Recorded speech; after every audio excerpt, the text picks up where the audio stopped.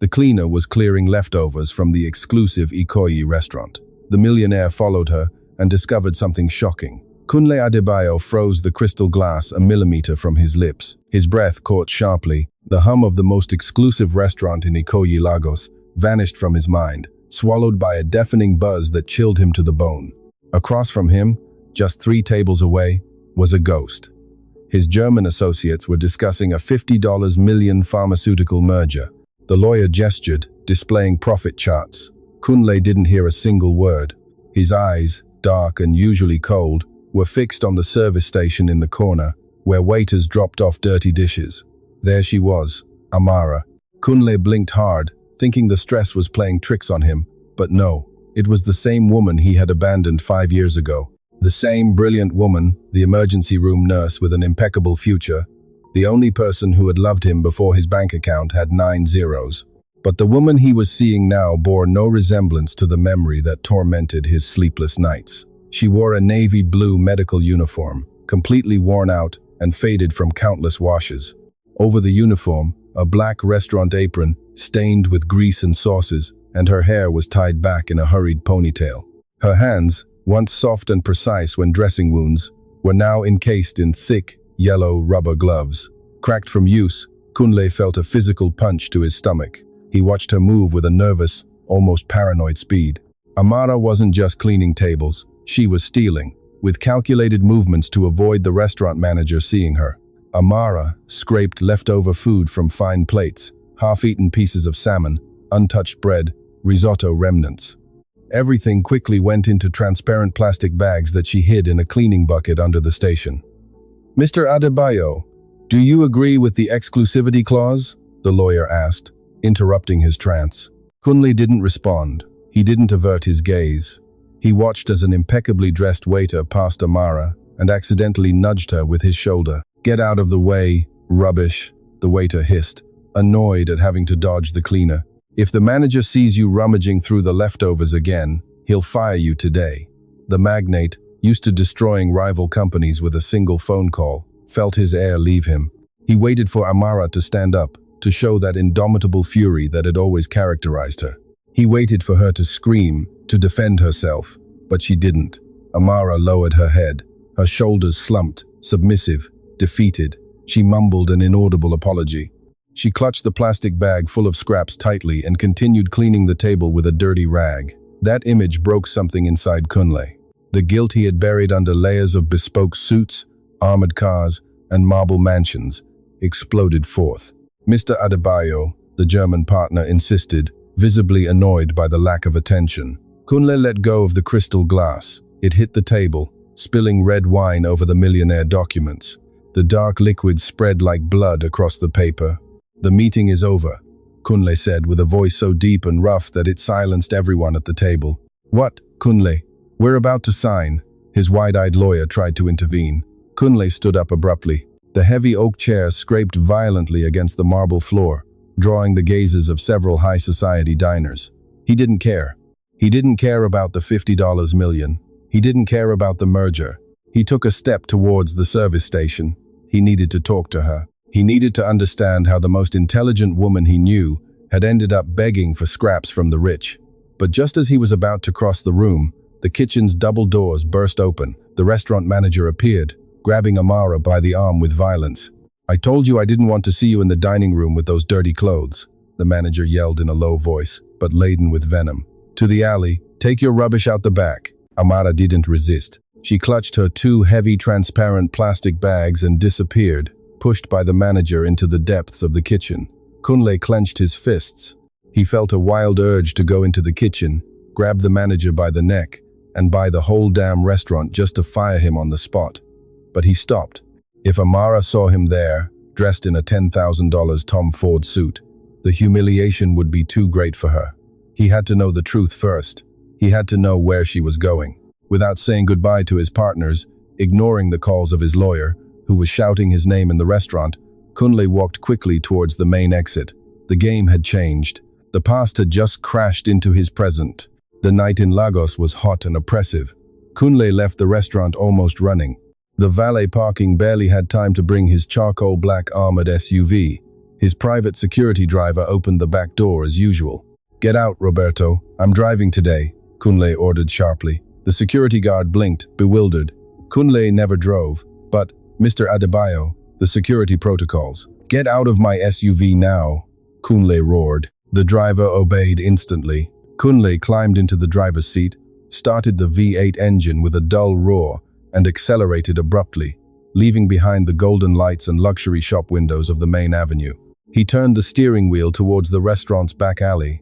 He arrived, just in time. Under the flickering light of a broken streetlight, he saw Amara exit through the service door. She walked quickly, hunched by the weight of the 2 large plastic bags she carried. She wore no purse or jacket, just that worn uniform and worn-out sneakers slapping against the wet asphalt. Kunle turned off the SUV's lights. From a safe distance of 50 meters, he began to follow her. The journey was a silent torture. Amara walked 5 blocks until she reached a rusty, vandalized bus stop. Kunle stopped the SUV on the corner, hidden in the shadows. He watched her hug herself in the dark. He watched her check the inside of her transparent plastic bags. Kunle squinted to see better. In the light of passing car headlights, he noticed something strange about the rubbish Amara had collected. It wasn't just food scraps. In the second bag were flattened cardboard boxes, empty glass vials, and what appeared to be intravenous drip tubing rescued from the corner pharmacy's recycling bin. What on earth was an elite ex-nurse doing with discarded medical waste? An old city bus, spewing a cloud of black smoke from its exhaust, screeched to a halt in front of the stop. Amara climbed in, dragging her bags. Kunle pressed the accelerator. The imposing armored SUV began to follow the dilapidated public transport. The landscape changed drastically. They left behind the lit-up skyscrapers, guarded mansions, and clean boulevards. The bus began to climb the steep streets of the outskirts. The asphalt disappeared, replaced by dirt, deep potholes, and famished stray dogs rummaging through rubbish. Kunle felt a knot in his throat. The contrast was brutal. He slept on Egyptian silk sheets. The woman to whom he had sworn eternal love traveled by night towards absolute destitution. The bus finally stopped at the highest and darkest part of the settlement, a labyrinth of half-built houses stacked on top of each other on the hillside. The walls were of cracked, exposed, unpainted brick. The roofs, simple sheets of rusted metal held down by old tires to prevent the wind from carrying them away. Amara got off the bus. The street was too narrow and steep for Kunle's SUV. He turned off the engine, unlocked the door. He knew he was breaking all security rules. A man with a Patek Philippe watch on his wrist, walking alone through that neighborhood at midnight, was a moving target. But fear did not exist in his mind at that moment. There was only the desperate urgency to know what had become of Amara. He got out of the vehicle, stepping on the wet mud with his Italian shoes. He closed the door silently and began to follow her on foot, maintaining his distance, sticking to the shadows of the unfinished walls. The smell of dampness, wood smoke, and open gutters filled the air. Kunle's breathing was heavy. He watched Amara's silhouette struggling up the steep incline, stopping occasionally to catch her breath. Her knees trembled from the effort of carrying the bags, but she didn't stop. There was an urgency in her steps, a fierce determination. Finally, Amara stopped in front of the most dilapidated house on the entire street. It was a small structure, almost sinking into the ground. The door was nothing more than a dented metal sheet, secured with a thin chain. A warm, yellowish, very dim light filtered through the cracks in the door. Kunle hid behind a concrete block wall a mere 10 meters away. His heart pounded so hard, his chest hurt. He watched Amara put the bags on the dirt ground. She quickly removed her yellow gloves, inserted a rusty key into the padlock, and pushed the heavy metal door. The door creaked open slowly. Kunle held his breath. He was going to come out of his hiding place. He was going to shout her name. He was going to write a check. He was going to do whatever was in his power to get her out of that hell. He immediately took a step forward, opening his mouth to speak, but then something completely paralyzed him. The warm light from inside the house bathed Amara's face, revealing a sudden smile, a smile filled with pure, desperate love that erased all the tiredness from her face. "I'm home, my love," Amara whispered, her voice broken but sweet. From the darkness inside the precarious house, tiny bare feet ran towards the door. Kunle froze. His eyes widened immensely. A chill of terror and astonishment ran down his spine, nailing him to the muddy ground. In the doorway, clinging to Amara's trousers, appeared a child. He was about 4 years old. He wore a grey t-shirt, too big for his small, thin body. But it wasn't the child's poverty that left Kunle breathless. It was his face.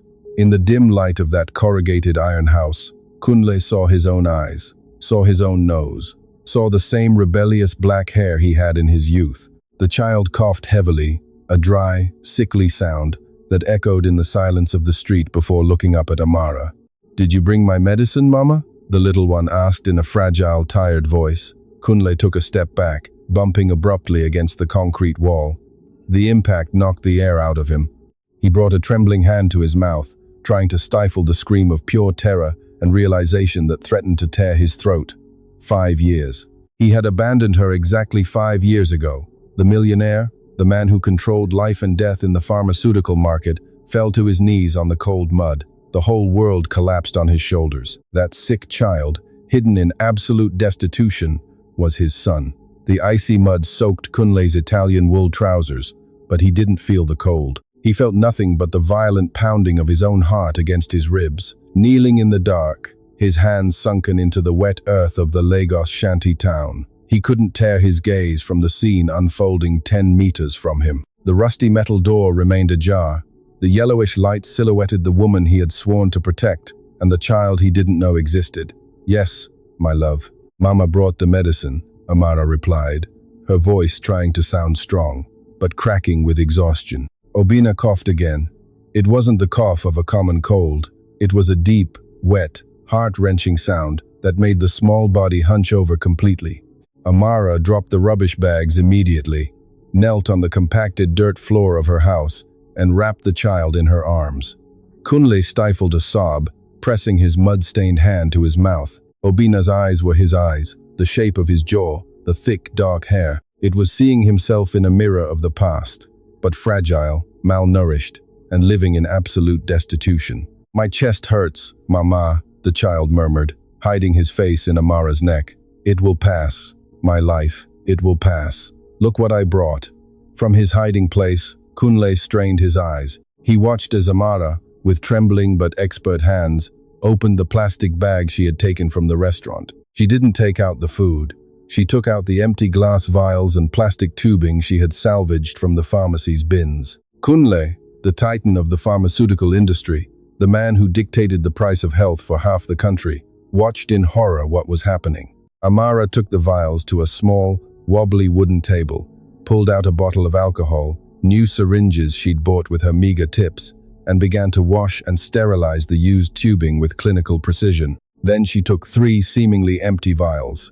With a fine needle, she extracted the last residual drops from each of them, barely collecting 1 milliliter of clear liquid in the main syringe. Kunle recognized the label on the vials, even from a distance. It was Pulmocalm 5, a cutting-edge pediatric medication for severe respiratory conditions, a drug his own company manufactured, a drug whose price he himself had tripled last year to maximize profit margins before the German merger. A treatment costing over $9,500,000 monthly. Amara, a brilliant nurse with honors, was risking her freedom, scavenging through bio-waste to extract remnants from ampoules discarded by the rich, just to keep her son alive. Kunle's son. "Come, sit here, champ," she told him, preparing an improvised homemade nebulizer connected to the syringe. The child obeyed without complaint, accustomed to the routine. As the old machine began to hum, pumping the rescued medicine into Obina's lungs, Amara leaned against the unpainted brick wall. She closed her eyes and for the first time all night, let out a solitary tear that rolled down her dirty cheek. Kunle wanted to scream, wanted to get up, kick down that corrugated iron door, pull out his checkbook, and buy the entire hospital that very night. He wanted to hug that child and beg her forgiveness until he lost his voice. He leaned against the concrete wall, ready to step out of the shadows, but he stopped. What was he going to say? "Hello, Amara. I'm sorry I left you for the heiress of an empire 5 years ago when you told me you needed to talk to me about something urgent." He was going to burst into her house dressed in a suit that cost more than she earned in 5 years cleaning tables. She would flee, or worse, kick him out, and with good reason. No. Kunle took a step back into the darkness. The metal door closed slowly from inside with a metallic creak, cutting off the ray of light and leaving him alone in the cold, damp gloom of the street. He had to act, but he had to do it intelligently. Amara's destitution made no sense. She was the best nurse of her generation. She was sought after by the best private hospitals. Collecting scraps in a restaurant was not just bad luck. It was a statistical impossibility. Someone had destroyed her, and Kunle was going to find out who. He walked back to his armored SUV. His Italian shoes were ruined, his suit stained with mud, but his mind worked at lethal speed. He started the V8 engine. The roar broke the silence of the early morning. He took his satellite phone from the compartment and dialed an encrypted number. It rang twice. "Yes, Mr. Adebayo?" The voice on the other end was rough, professional, and showed no trace of sleep, despite it being 3 a.m. "Namdi, I need everything, absolutely everything." "About whom, sir?" "Amara Okoro, former nurse at St. Jude's private hospital. I want to know where she's been for the last 5 years, where she's worked, who hired her, who fired her, her bank accounts, her medical records. I want to know who sells her bread and who collects her water bills. I want it on my desk by 7 a.m. "And Namdi?" "Yes, sir. If you discover someone harmed her, I want that person's name in red letters." The Lagos sun beat against the immense glass windows of the Adebayo corporate tower, but the main office on the 40th floor was immersed in a glacial cold. Kunle had not slept a single second. He stood in front of the window, looking at the city at his feet, still in the same mud-stained suit from the previous night. The mahogany wood door opened behind him without a knock. Inspector Namdi, a former military intelligence officer who now operated as the most ruthless private investigator for the Nigerian elite, entered the office. He carried a rigid black leather briefcase. He asked no questions about his boss's disheveled appearance. He simply walked to the tempered glass desk and dropped a thick folder. The sound echoed like a gunshot in the silent office. "It was difficult to unearth, Mr. Adebayo," Namdi said, crossing his arms. "Someone went to great lengths to wipe this woman off the map. They didn't want to kill her. They wanted to ensure she couldn't survive." Kunle turned slowly. His eyes were bloodshot. He walked to the desk and opened the folder. The first page was a photograph of Amara taken 5 years ago. She smiled in her immaculate white uniform. The Safrov, Reftov, of Ref. Taken yesterday, Amara leaving through the restaurant's service alley carrying rubbish bags. The contrast was a direct stab to the chest. "Explain," Kunle ordered, his voice hoarse. "Amara Okoro did not resign from her career, sir. She was disbarred. Exactly 4 years and 11 months ago." Kunle did the mental calculation instantly, 1 month after he abandoned her and married Chioma to consolidate the merger of their family businesses. "Why?" he demanded, flipping through pages filled with court seals and notarized documents. "She was accused of severe medical negligence and theft of narcotics within St. Jude's private hospital. The accusations were brutal. According to the file, she stole morphine and very expensive pediatric drugs from inventory to sell them on the black market. She altered records, putting patients' lives at risk." Kunle slammed his fist against the glass desk with such force that the structure creaked. "It's a lie," he roared, spitting the words with uncontrollable fury. "Amara would never do that. Her vocation was her life. She would rather starve than steal a pill from a patient. It's a setup." "I know, sir," Namdi replied with clinical coldness, unmoved by the explosion of anger. "And the medical council knew it too. At that time, there was insufficient concrete evidence. They were going to dismiss the case. But then someone intervened." Kunle froze. A drop of cold sweat ran down his neck. He looked up at the investigator. "Who?" Namdi reached out, took a document from the bottom of the folder, and slid it onto the desk. It was an international bank transfer of 900 million to the personal account of the director of St. Jude's private hospital, dated the same day Amara's medical license was revoked forever. The sender of the money was clearly printed on the bank's letterhead, Eze Family Trust. The air left Kunle's lungs. The world began to spin dizzily around him. Eze, his wife's maiden name, Chioma, his current wife, Mrs. Chioma Eze Adebayo, managed that trust at the time. Namdi continued as if reading the weather. "But that's not all. Mrs. Okoro tried to find work in public hospitals, small clinics, even neighborhood pharmacies. Every time she got an interview, The Eze family's law firm sent a letter threatening multi-million naira lawsuits for covering for a criminal to any clinic that dared to hire her. Kunle slumped into his leather chair. The report was a death warrant. Chioma had not only fired her, she had systematically hunted her, blocking every door, closing every opportunity, suffocating her, until the only option left for one of the country's best nurses was to collect scraps in a restaurant just to survive. "Why?" Kunle whispered, feeling his throat constrict. "Why such malice?" Chioma had already won. I married her. The bloody pharmaceutical empire was united. Amara never sought us out. Why destroy her like that? Namdi remained silent for a moment. The expression on his usually stony face showed a flicker of genuine compassion. He turned to the last page of the report. It was an emergency medical record from a small peripheral clinic, dated 4.5 years ago, a birth certificate. Because Mrs. Okoro wasn't alone when you left her, Mr. Adebayo, Namdi said in a very low voice. Mrs. Chioma discovered what you apparently ignored. Amara Okoro was pregnant, and the Eze family was never going to allow a bastard child to jeopardize the inheritance and absolute control of the pharmaceutical monopoly they were building with you. The silence on the 40th floor was absolute, deafening. Kunle took the birth certificate with trembling hands. There it was, printed in black ink. Name of newborn, Obina Okoro. The section where the father's name should have been was painfully blank. Kunle closed his eyes, and the image of Obina coughing in the dark in a house with a dirt floor, using an improvised nebulizer with remnants from medical waste, hit him with the force of a freight train. His son, the legitimate heir to that entire empire of glass and steel in which he sat. His wife knew. His wife had funded the misery of the woman he loved to bury his own son alive. Kunle opened his eyes. The paralyzing guilt that had dominated him throughout the early morning had completely disappeared. In its place, a dark fire, a murderous and calculated rage, took hold of every cell in his body. He stood up. His posture changed. He was no longer the defeated businessman.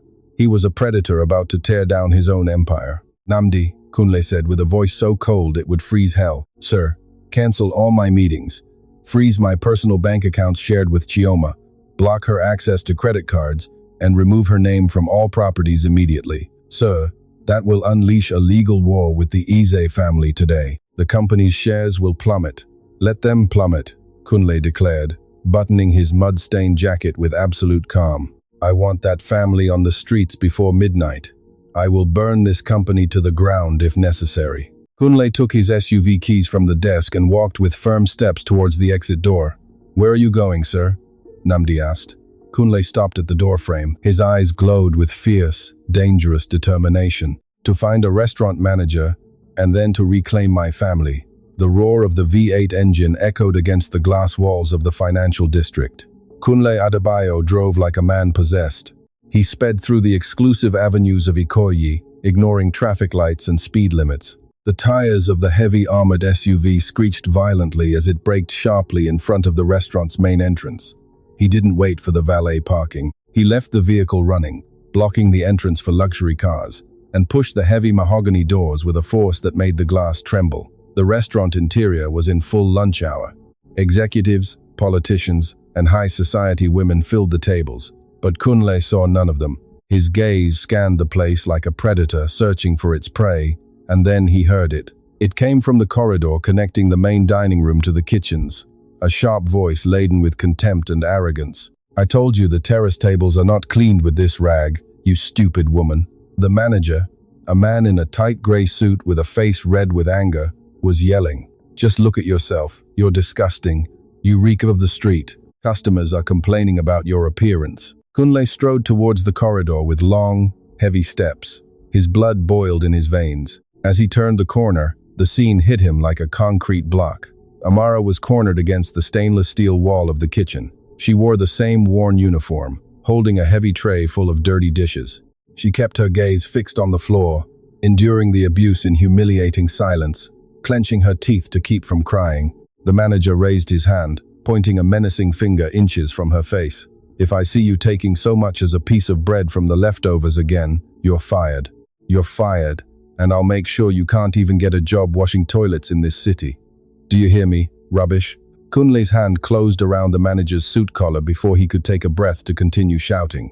With a brutal and merciless movement, Kunle pulled the man back, tearing him from Amara's personal space, and slammed him with terrifying force against the metal door of an industrial refrigerator.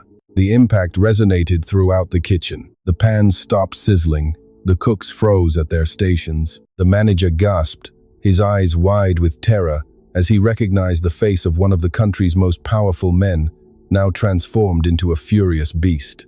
"Sir, Mr. Adebayo," the manager stammered, trying uselessly to wriggle free from the iron grip that cut off his breath. Kunle didn't shout. His voice came out low, raspy, vibrating with a real death threat that made the air in the kitchen heavy. "Insult her again. I dare you. Say one more word to her." I was just. She's an employee." The man tried to excuse himself, trembling. "She was your employee," Kunle interrupted him, tightening his grip until the manager's face began to turn purple. "I just bought the entire building, including this bloody restaurant. You have exactly 3 minutes to get off my property before I call my security team to drag you out through the refuse alley. And believe me, I'll make sure you never manage even a local buka in your miserable life. Now, leave." Kunle released him with a violent shove. The manager stumbled, fell to his knees, scrambled up, and fled towards the emergency exit, pale as a corpse. The silence in the kitchen was absolute. No one breathed. Kunle turned slowly, his chest heaving, expecting to find the look of relief from the woman he had just rescued. But Amara wasn't looking at him with gratitude. The tray of dirty dishes had fallen to the floor, breaking the porcelain into 1,000 pieces. Amara watched him with wide eyes, but there was no surprise in them, only pure, primitive, visceral terror. She took a step back, stepping on the broken glass without caring. Her breathing was fast, erratic. "Amara," Kunle whispered, taking a step towards her, extending a trembling hand. All the power and fury he had shown a second ago completely disappeared. "Amara, please." "No," was all that came from her lips, a denial charged with panic. She turned around and ran. She pushed open the heavy double doors of the service exit and shot out into the back alley. "Amara, wait!" Kunle yelled, running after her. The relentless afternoon sun beat down on the alley's asphalt, filling the air with the smell of rubbish and dampness. Kunle emerged into the blinding light and saw her a few meters away, desperately trying to open the rusty padlock of her old bicycle. Kunle reached her in 3 strides. He gently took her arm, terrified of breaking her. "Let me go," Amara cried with a heart-wrenching force. She turned with the fury of a cornered lioness and pushed him on the chest with both hands, using all her remaining strength. Kunle stumbled backward, shocked by the violence of her reaction. "To humiliate me, to see me grovel. You've seen it. You've seen what I've become. Now leave." "Amara, listen to me. For God's sake, I know everything. I went to your house last night. I followed you. I saw the child." The words were like a point-blank shot. Amara froze completely. Color drained from her face. Her plastic-gloved hands fell to her sides, trembling uncontrollably. She opened her mouth to speak, but the air seemed not to reach her lungs. "I saw him, Amara," Kunle continued, his voice broken, taking a cautious step towards her, tears of pure agony forming in his eyes. "I saw what you do with the syringes. I saw the medicine you extract. I saw how my own company is charging you for that child's life. I know about your medical disbarment. I know about Street, Jude's private hospital. I know it was Chioma." Amara closed her eyes and let out a choked sob that tore at Kunle's throat. She covered her face with her dirty hands, collapsing against the brick wall of the alley. She was no longer the furious lioness. She was a broken woman, exhausted to the bone by a war she had been fighting alone in the dark for 5 years. Kunle moved closer, closing the distance, and stopped inches from her. He wanted to hug her, wanted to hide her from the world, but he knew he had no right, not after what he had done to her. "Forgive me," Kunle whispered. And for the first time in his entire adult life, the man who controlled an empire broke down crying in front of another person. "Oh, forgive me. I didn't know. I swear on my life, Amara. I didn't know she had destroyed you. I didn't know they had taken your license." Amara slowly lifted her face. Her red, swollen eyes looked at him with a cold, deep resentment that chilled Kunle's blood. "And what good is your forgiveness, Kunle?" she spat, her voice laced with venom. "Your forgiveness doesn't buy my son's medicine. Your forgiveness doesn't take away his fever. Your forgiveness doesn't erase the nights I had to sleep on the street, terrified, because your wife's thugs were hunting me. Kunle felt the world lose its balance. What thugs? He asked, feeling an emptiness in his stomach. Amara, tell me the truth. That child, the child I saw in that corrugated iron house, Obina. The silence in the alley became unbearable, broken only by the distant traffic noise and their ragged breathing. Amara looked him in the eyes, her chest rising and falling violently. Yes, Kunle, she said with a clarity that cut like a scalpel. He is yours. The words floated in the hot alley air, heavy and definitive. He is yours. Kunle staggered back, swaying. The confirmation, spoken from the lips of the woman he loved, was a devastating blow. His knees buckled for a fraction of a second. He ran his trembling hands through his dark hair, unable to process the magnitude of the tragedy his own ambition had created. Asson, he had a 4-year-old son, a son who lived in a house of exposed brick and a corrugated iron roof, who breathed recycled medicines from bio-waste while he slept in a note 400 million mansion. Why didn't you tell me? Kunle asked, his voice broken, on the verge of despair. Why didn't you look for me? I would have left Chioma. I would have cancelled the merger. I would have left everything, Amara. Everything, if you had told me you were pregnant. Amara let out a bitter, dry laugh, devoid of any trace of humor. I wanted to tell you, she replied, fixing her eyes on his with terrifying intensity. Do you remember the day you left me, Kunle? The day you summoned me to that fine cafe to tell me our romance didn't fit into your family's corporate mandates. I went to that appointment with the pregnancy test in my purse. I was going to tell you, but you wouldn't let me speak. You handed me a severance check and told me to stay away from you. The memory hit Kunle with the physical force of a whip, the arrogance of his youth, the coldness with which he had treated her to prove to his father that he could be a ruthless leader. He hated himself in that second more than he had ever hated anyone. Even so, I tried to find you. Weeks later, Amara continued, her voice trembling with contained fury. I went to your office. I went to your glass corporate tower.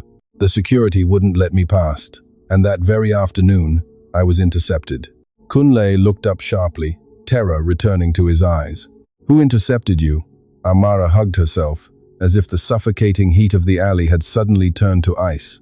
Her gaze was lost on the brick wall, reliving the nightmare that had pushed her into the abyss. A black SUV, just like yours, with no license plates. They cut me off as I left my shift at St. Jude's private hospital. 2 men in suits got out. They forced me into the back. Kunle stopped breathing. His fists clenched until his knuckles turned white. Chioma was sitting inside, Amara said, and the pronunciation of the name was spat out like venom. She wore a perfect designer dress, dark glasses, and a smile that turned my stomach. She knew about the baby. She had a private medical report that I never authorized, and she had a gun. Kunle's heart stopped. One of the men held my arms, she continued, her voice dropping, trapped in the terror of the memory. Chioma took out a small silver pistol. She placed it directly against my stomach, right where my son, your son, Kunle, was growing, and she looked me in the eyes without raising her voice. She told me if I ever tried to contact you, if I ever breathed near your world, or mentioned that child was yours, she wouldn't kill me. She said she'd wait for the child to be born and then drown him in front of me so I'd live with that image for the rest of my days. A guttural growl, dark and primitive, erupted from the depths of Kunle's chest. It was inhuman. It was the sound of a man whose soul had just been mutilated. The mental image of his wife pointing a gun at Amara's pregnant belly made his blood burn with homicidal hatred. Chioma revoked my medical license the following month. Amara continued to narrate, tears now falling freely, but without lowering her gaze. They accused me of theft. I was expelled from the guild. When I tried to find a public lawyer, they threatened my landlord with death and threw me onto the streets. I had to sleep in ATM vestibules while 8 months pregnant. I had to hide Obina under bridges when he was born prematurely. All because the Ease heiress didn't want bastards to tarnish the company name. Kunle fell to his knees on the dirty pavement of the alley. He no longer cared about his suit, his status, his damn pride. He clung to Amara's legs and buried his face in the worn fabric of her trousers, sobbing with a force that shook him completely. Forgive me, Kunle groaned, completely broken. The weight of his decisions, his selfishness, His blindness, everything crushed him.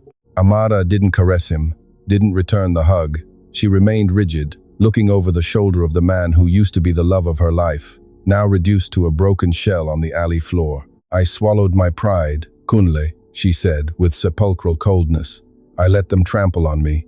I clean tables, I collect rubbish, I extract expired medicines so Albina can breathe one more day. I made a deal with hell to keep him alive, hidden in the hills where Chioma couldn't find him. Amara took a step back, forcing Kunle to release her. She looked down at him, relentless. That's why I'm asking you to leave, Kunle. We don't need you. We never needed you. Your presence here is a death sentence for my son. If Chioma finds out you found us, she will fulfill her promise, and I will not let you bury my son in your marble mausoleums. Amara turned around, took her old bicycle by the handlebars, and began to walk quickly towards the avenue, leaving him behind. Amara, wait! Kunle staggered to his feet. His eyes no longer held tears. Now they held the cold, lethal gleam of a man willing to burn the entire world. I'm not leaving. That's my son, and I swear on Obina's life that I will destroy Chioma. I will uproot the Eze family. Amara stopped at the corner of the alley. She didn't turn around. She just tilted her head slightly to deliver her last words. Obina doesn't have much time, Kunle. The expired medicine no longer works. His lungs are failing. Keep your millionaire's revenge. I just want my son to breathe. And with that, Amara disappeared into the sea of pedestrians and city traffic, leaving Kunle alone in the shadow of the alley. The magnate stood paralyzed for a few seconds, despair transformed into a cold, absolute clarity. He took his satellite phone from the inside pocket of his ruined jacket.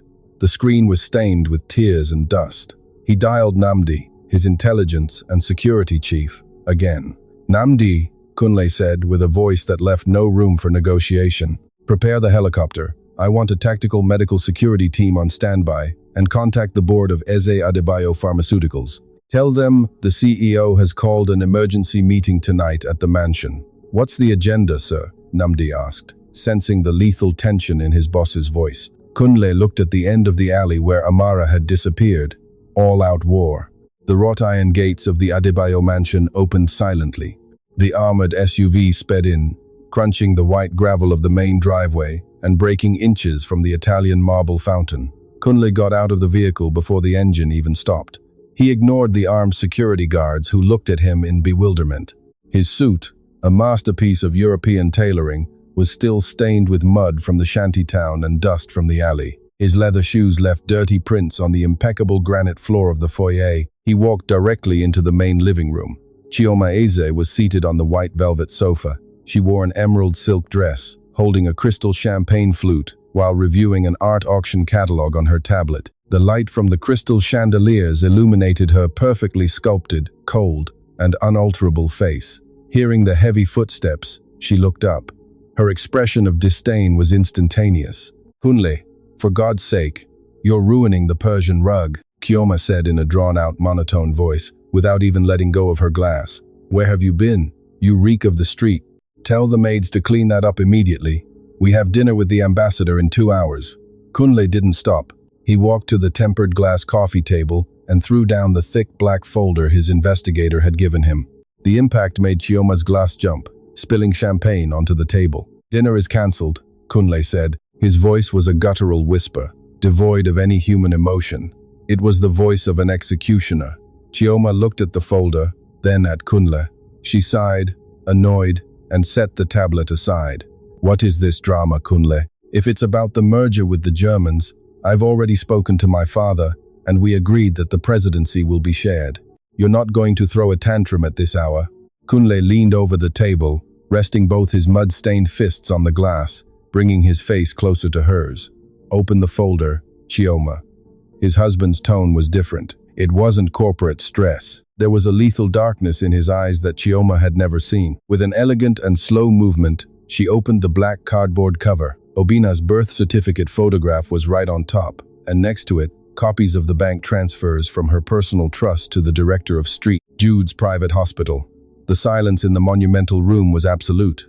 The sound of water falling in the outdoor fountain seemed deafening. Kunle watched every micro-expression on his wife's face. He expected panic, expected denial, expected fake tears. but Chioma Eze merely closed the folder calmly. She took a linen napkin to wipe the spilled champagne from her fingers and looked directly into his eyes.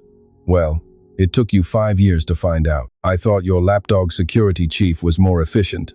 The cynicism of her words was like a point-blank shot. Kunle clenched his jaw until his teeth gnashed. "You admit it?" Kunle growled, feeling his blood boil in his temples. "You admit you destroyed an innocent woman's life? You admit you put a gun to the belly of a pregnant woman carrying my child?" Chioma stood up, adjusting her silk dress. She didn't flinch. "Your child?"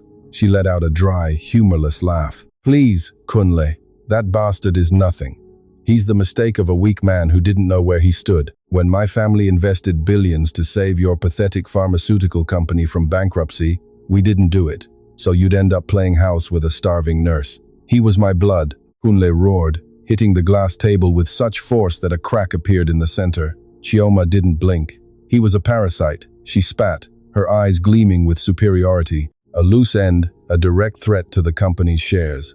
If that woman opened her mouth, the public scandal would have sunk the merger before it even began. I did what you didn't have the courage to do. I cleaned up your mess. I protected our empire. You should be on your knees thanking me." Kunle looked at her, and for the first time in 5 years of marriage, he saw the true monster he shared a bed with. A monster of ice and greed. "You're sick," Kunle whispered, slowly straightening up. The explosive fury was replaced by a sepulchral calm. "I'm pragmatic," Chioma replied, crossing her arms. "And if you think this little theatrical act will change anything, you are very wrong. The child is still hidden in his pit of destitution. She is still a disbarred criminal, and I still have 49% of the voting rights on the board. If you try to divorce me, if you try to acknowledge that rubbish as your son, I'll crash the company's shares tomorrow. I'll leave you on the streets." Kunle didn't scream. He didn't insult her. He simply put his hands in the pockets of his ruined trousers. "It's too late for that, Chioma." Chioma frowned, bewildered for the first time. "What are you talking about?" Kunle pulled out his phone and showed her the screen. There was an email sent to the entire board of directors, to international banks, and to the country's financial media. "While I was on my way here, Namdi executed Order Omega," Kunle said, enjoying as the color drained from his wife's face. "I froze the corporate accounts, transferred the liquidity from your trusts to offshore tax havens under my exclusive control. And I just leaked the documents of your bribes to the director of St. Jude's Hospital to the press." Chioma's eyes widened immensely. Panic finally broke her porcelain mask. "You're insane. That's fraud. You'll destroy the company. You'll destroy yourself. I built this company, and I will burn it to ashes before I leave you a single kobo," Kunle declared, taking a step towards her, forcing her to back away. "You have no money, Chioma.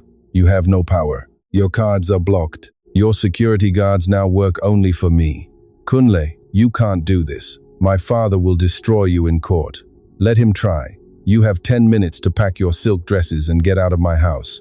If you're still here when the clock strikes the hour, I'll let Namdi drag you out through the front garden, in front of the photographers who are already camping outside." Kunle turned his back on her, leaving her trembling, breathing with difficulty, trapped in the instant ruin that had just fallen upon her. He walked towards the main staircase. The war had just begun, but at least he had cut off the serpent's head. Now only one thing mattered: Obina.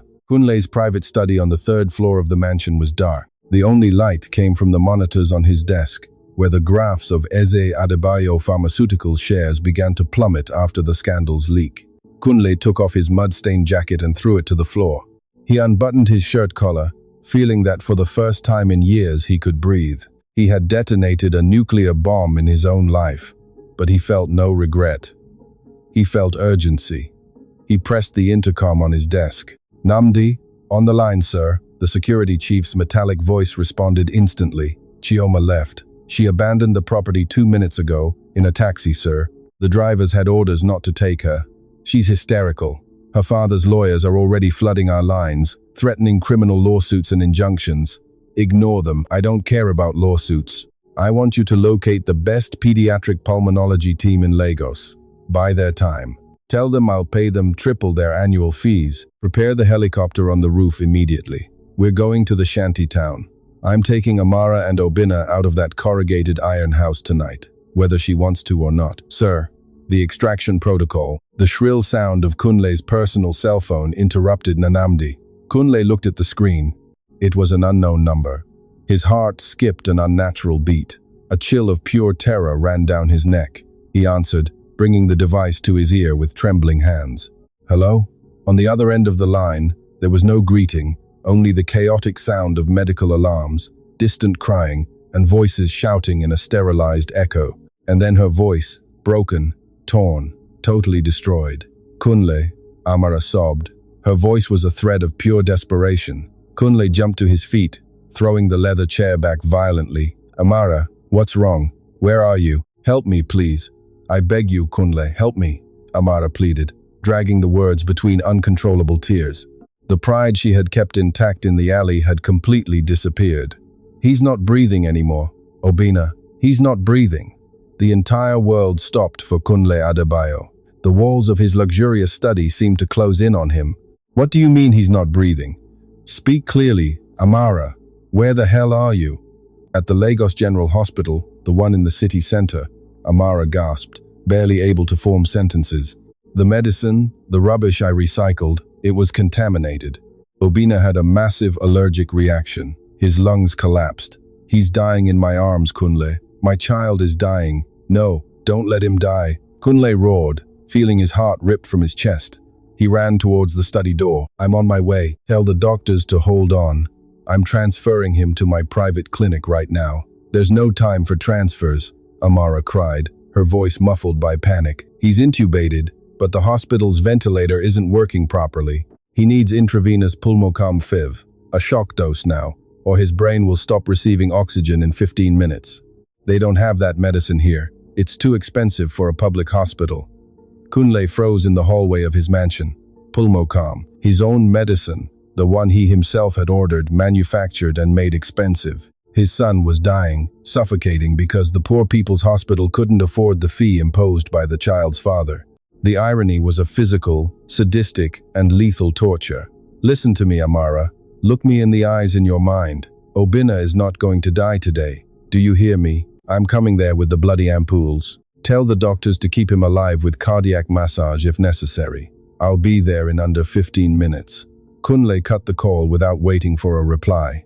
He ran through the marble corridors of his house like a madman, leaping 3 steps at a time towards the rooftop. He pressed the intercom on his satellite watch. Nnamdi, cancel the medical team. Tell the pilot to start the helicopter engines. Now, sir, the helicopter is ready, but the airspace, damn the airspace. Call the company's central laboratories in the industrial park. Order them to bring 3 boxes of pure intravenous pulmocom to the helipad. We're going to land, collect the vials, and fly directly to the roof of the Lagos General Hospital. There was a 2-second silence on the line, a silence that felt like a lethal eternity to Kunle. Sir, we have a serious problem, Nnamdi replied. The ex-military man's voice, always stoic, now sounded tense and urgent. There are no problems today, Nnamdi. My son is dying. Order the laboratories to bring the medicine out to the street. I can't, sir, and neither can you. Kunle pushed open the heavy steel door leading to the rooftop. The violent wind from the helicopter blades hit his face, but his security chief's words paralyzed him at the threshold. What are you saying, Nnamdi? I am the president of this company.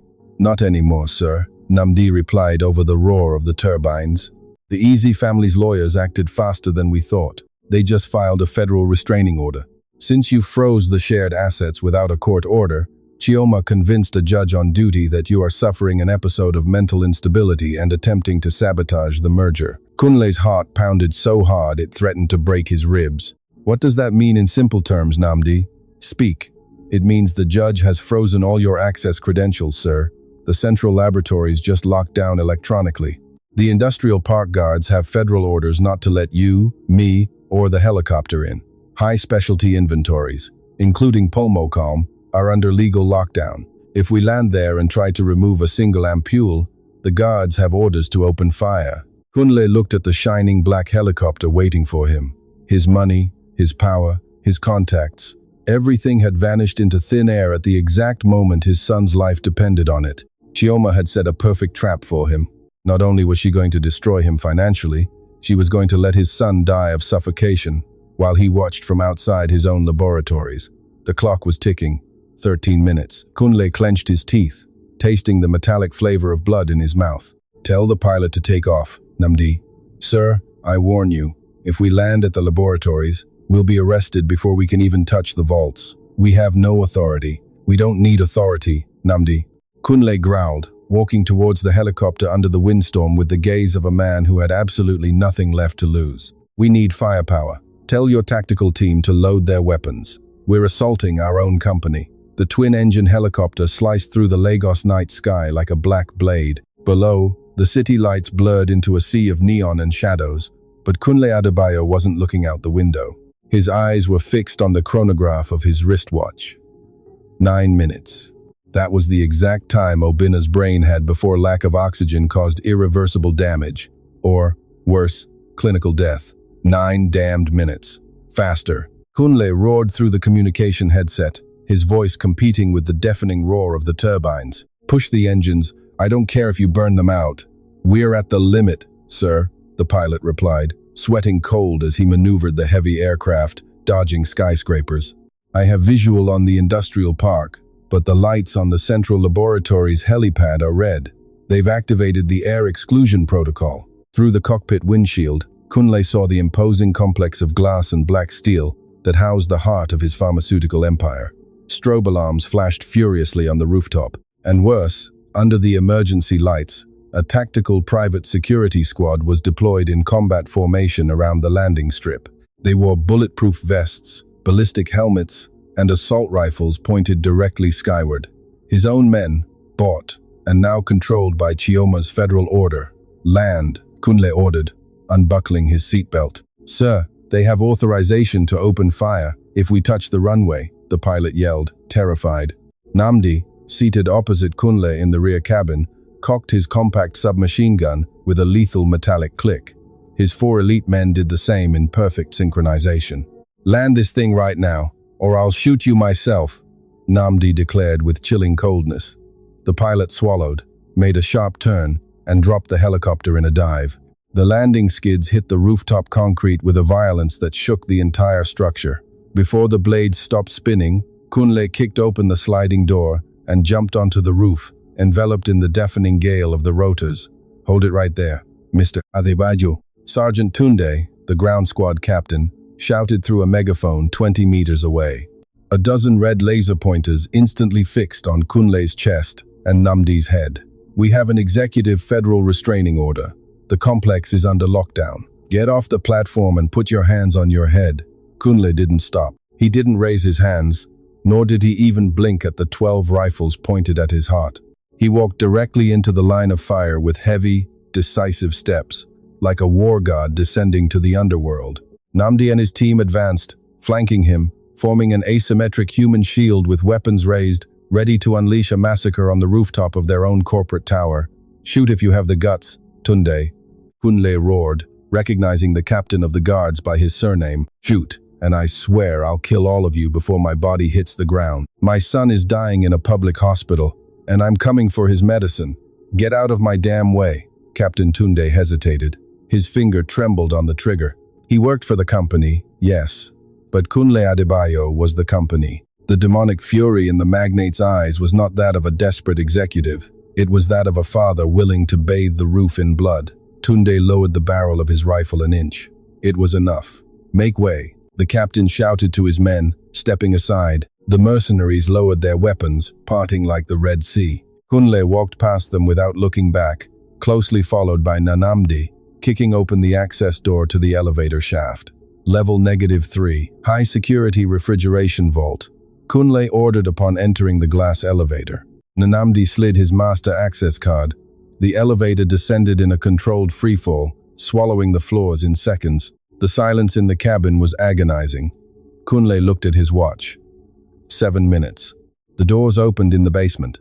The air conditioning on level -3 was glacial.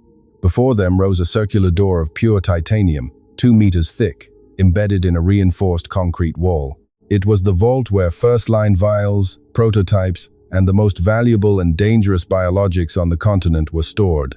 Among them, Pulmocom 5. Kunle ran to the side control panel, placed the palm of his right hand on the biometric scanner, and brought his eye to the retina reader. A horizontal green light scanned his face. The system hummed. Kunle held his breath, waiting for the usual click of the titanium gears disengaging. Instead, the green light flickered and turned an intense, bloody red. A synthetic female voice resonated in the underground corridor. Access denied. Biometric credentials blocked. Security lockdown by order of the board. Override code required. Kunle staggered back as if he had been punched in the jaw. He slammed his fist against the glass panel, shattering the screen. "Namdi, blast this door. Put C4 on the hinges," Kunle yelled, completely out of his mind, his voice broken by panic. Namdi ran to the titanium door, examined the vacuum seal frame, and slowly shook his head. "I can't, sir. I pay you so you can, man. Blast the door." "It's not the door, sir. It's what's inside," Namdi shouted, grabbing Kunle by the shoulders to make him react. "You yourself designed this vault. It's thermal-regulated, vacuum-sealed. If I detonate plastic explosives to breach it, the shockwave and instantaneous pressure change will vaporize all the glass vials inside. Pulmo-Com 5 is an unstable compound. It will turn to dust if we blast the vault." The whole world collapsed on Kunle's head. He staggered back, leaning against the cold concrete wall. His own genius, his corporate paranoia, his obsession with protecting his billions of dollars had just become his son's tomb. Chioma knew. She knew he would try to force his way in, and she knew violence would be useless. It was the master lock, a trap from which he couldn't shoot his way out. 6 minutes. Kunle's phone vibrated in his pocket. He pulled it out with trembling hands. It was a text message from Amara, only 2 words that froze his soul. "He's cyanotic. Hurry." Obina was turning blue. Oxygen was no longer reaching his organs. He was suffocating. Kunle closed his eyes and let a tear of pure helplessness fall, thick and heavy, rolling down his dirty cheek. He looked at the titanium vault. His son was on the other side of the city dying, and the cure was 3 meters away, hidden behind an unbreakable wall of bureaucracy, revenge, and steel. He opened his eyes. Despair vanished, replaced by a glacial, absolute, and terrifying clarity. There was only one key to open that door, and it was going to cost him everything he had. Kunle unlocked his phone, ignored Amara's message, and dialed a direct number through an encrypted line. It rang once. It rang twice. On the 3rd ring, the video call connected. The screen lit up, showing Chioma Eze's face. She was seated in her father's luxurious cherrywood study, smoking an ultra-thin cigarette. A subtle, venomous, victorious smile curved her perfectly painted red lips. "Problems getting into your own house, my love?" Chioma asked with a tone of false compassion that made Namdi's jaw clench as he listened through the speaker. Kunle didn't waste time. He didn't yell at her, didn't insult her. Every second he spent on ego was a second of oxygen stolen from his son. "What do you want?" Kunle asked in a flat, dead voice, holding the phone in front of his face in the underground corridor. "Name your price, Chioma. State the number.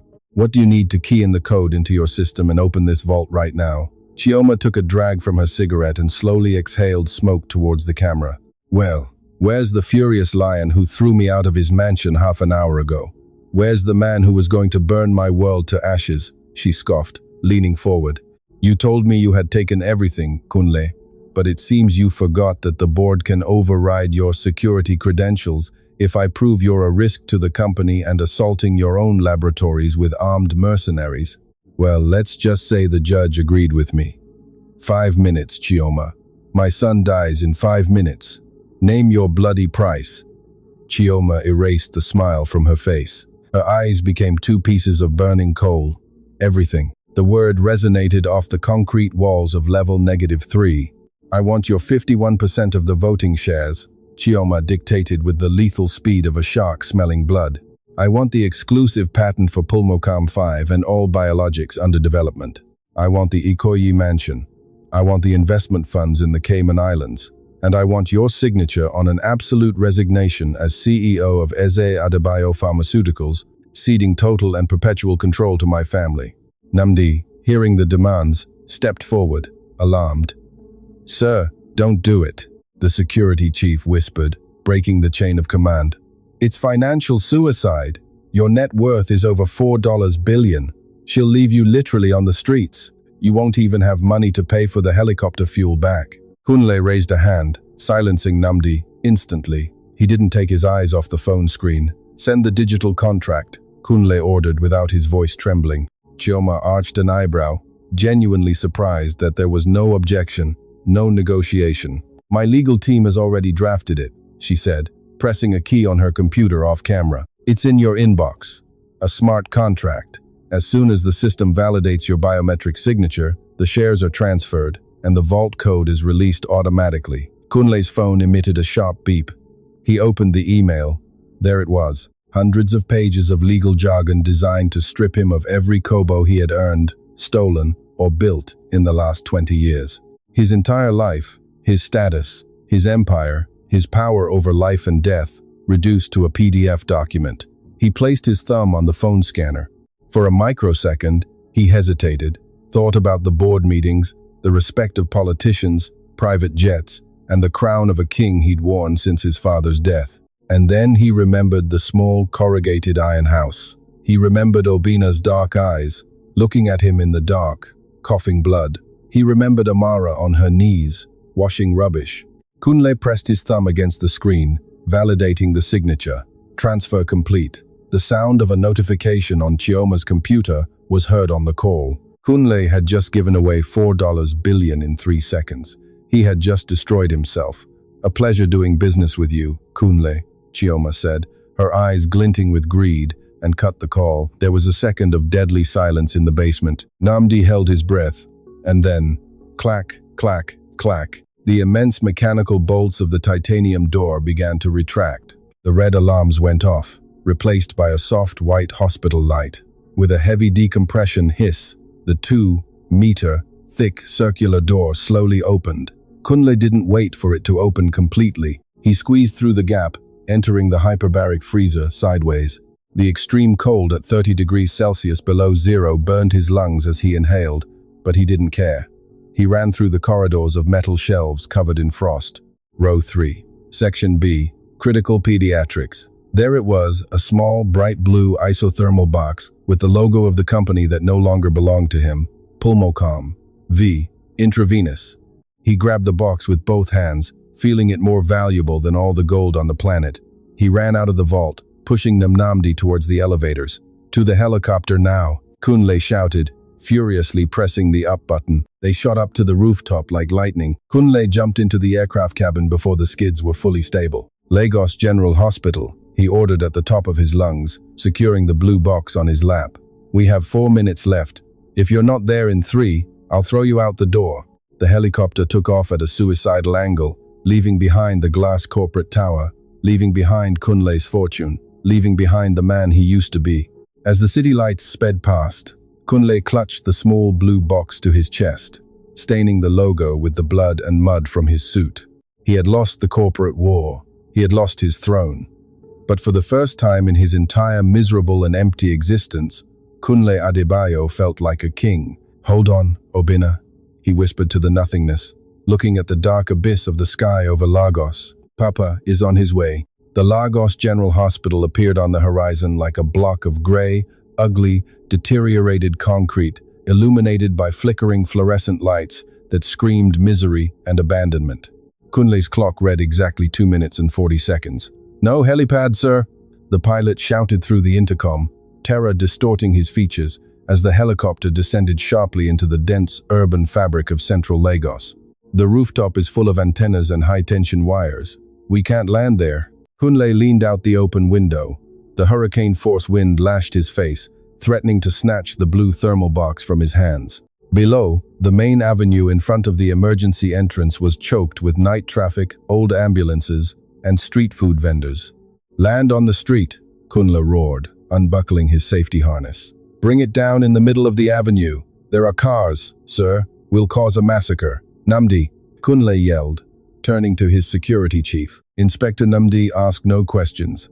He leaned out the helicopter's side door, raised his assault rifle, and aimed at the asphalt. He fired a burst of 3 shots into the air, followed by the deafening wail of the aircraft's emergency siren. Panic erupted on the avenue. Drivers, terrified by the sound of gunfire, and the 5-ton black monster falling from the sky, floored their accelerators or abandoned their vehicles. The crowd waiting outside emergency dispersed, screaming. The helicopter descended like a bird of prey, shattering streetlights with its blades. A shower of electrical sparks bathed the asphalt. The aircraft's skids brutally hit the roof of an abandoned sedan in the middle of the avenue, crushing it completely to stabilize. Before the metal finished crunching, Kunle jumped onto the street. He ignored the stinging pain in his knees from the impact. He ignored the shouts of the people. He clutched the blue thermal box to his blood and mud-stained chest and ran towards the glass doors of emergency with the speed of a man fleeing hell itself. Namdi followed him 3 paces behind, pushing through paramedics and patients. "Amara!" Kunle yelled, bursting into the crowded waiting room, where the smell of cheap chlorine and sweat saturated the dense air. No one paid him attention. The chaos of a public hospital in the early morning devoured everything. He ran towards the reception desk, leaping over broken plastic chairs. A private security guard tried to stop him. "Hey, you can't go through." Namdi grabbed the guard by his vest and slammed him against the wall without breaking his stride, clearing the way. Kunle kicked open the double swing doors of the trauma area. The corridor was filled with bloody gurneys and doctors running, and then he saw her. Amara was kneeling on the dirty linoleum floor outside cubicle number 3. Her hands covered her face, rocking back and forth, emitting a cry so primitive, so heartbreakingly sharp, that it froze the blood in Kunle's veins. It was the sound of a mother whose soul had just been torn from her body. "No, no, Obina, please, no," she screamed, hitting the floor with clenched fists. Kunle's heart stopped. The clock read 0. He threw his weight against the glass door of the cubicle and burst in like a hurricane. The scene inside was an absolute medical nightmare. Obina was on a rustus tail gurne.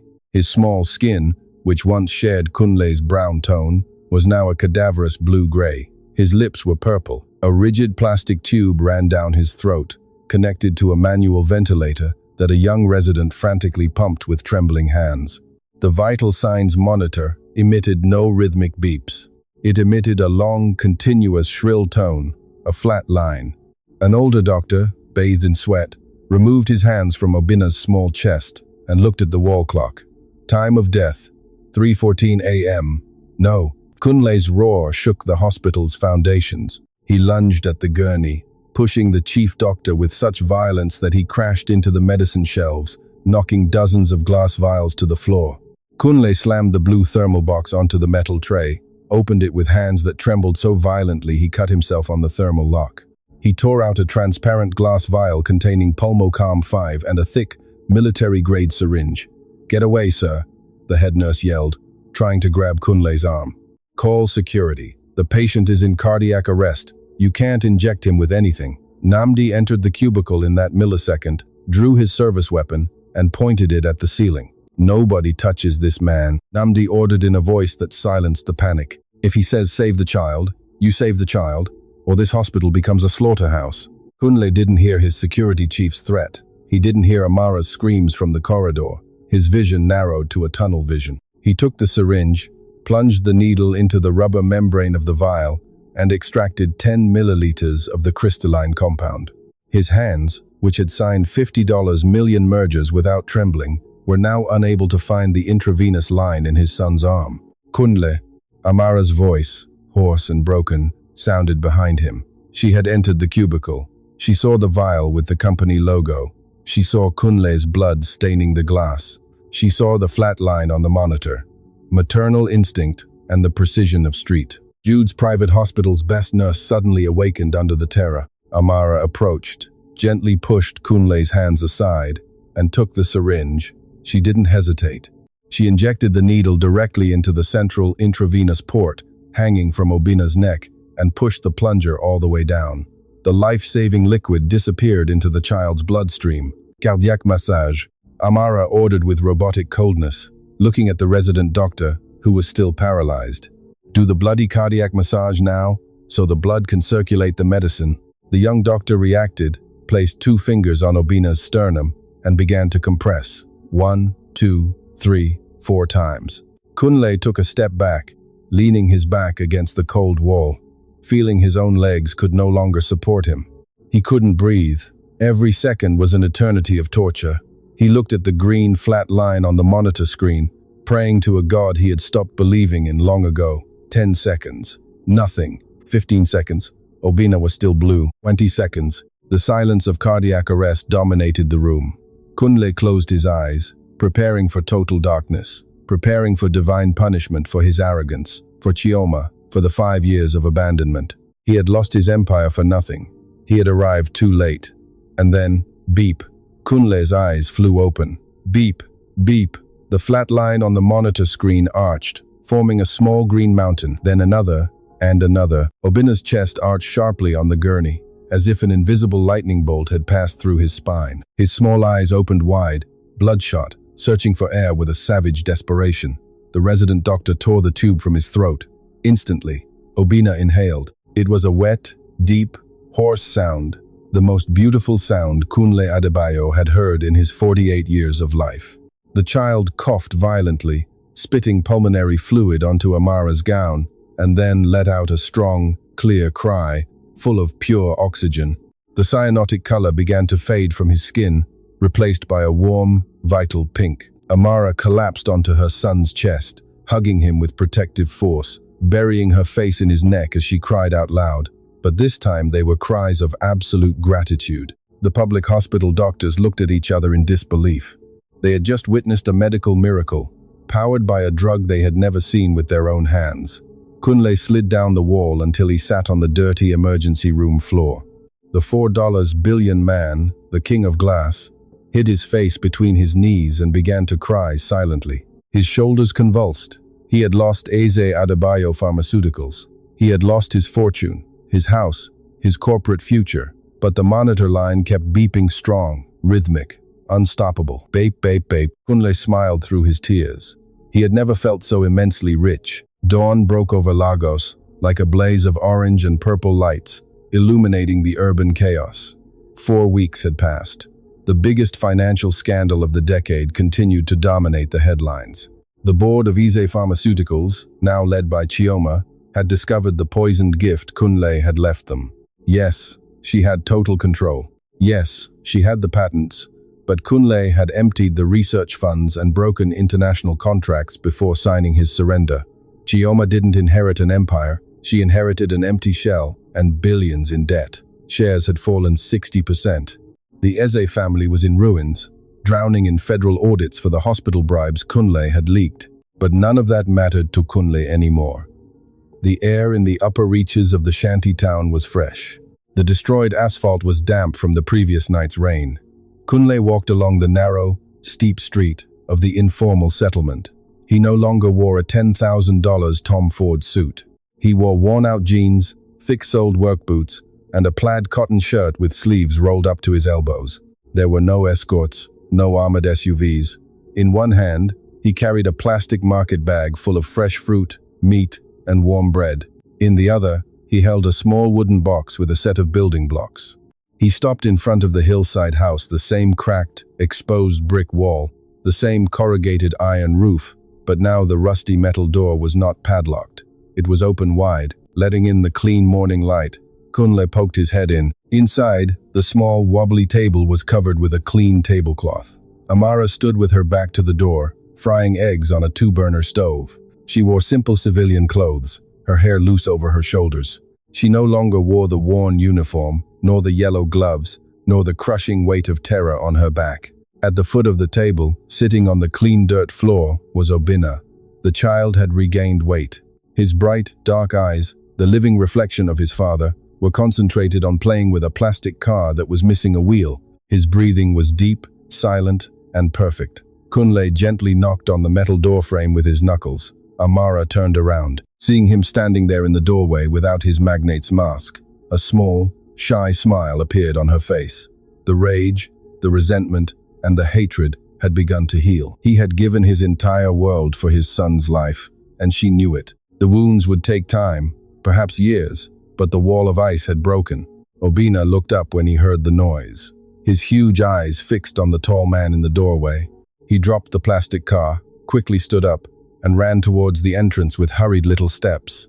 Kunle immediately dropped the food bags, letting them fall to the ground. He dropped to one knee, opening his arms just in time. The impact of Obina's small body colliding against his chest was the greatest and most devastating force Kunle had ever felt in the universe. The child wrapped his thin arms around his father's neck, burying his face in Kunle's shoulder, breathing with the force of a living hurricane. Kunle closed his eyes and buried his face in Obina's dark hair. He inhaled the smell of cheap soap and pure life. He held him against his chest with an unbreakable, protective force. Tears welled up again, but this time they were the tears of a free man. "Hello, champ," Kunle whispered, his voice broken by the purest and wildest love a human can harbor. Obina pulled back slightly, looking into his eyes, and gave him a huge smile, without a single trace of illness or fear. "You brought my blocks, Papa," the child said, pointing to the fallen box on the ground. The word Papa floated in the humble air of the corrugated iron house. It didn't resonate in marble corridors. It wasn't spoken before corporate airs or at shareholder meetings. It was spoken in the heart of destitution, where Kunle Adebayo had found the only true wealth of his life. Kunle returned the smile, picked up the wooden blocks, and took his son in his arms, lifting him from the ground, as if he were the most sacred trophy in the world. He entered the house where the aroma of freshly brewed coffee and the warmth of home awaited him. The empire of glass had fallen to ashes, but the empire of blood was just beginning to be built.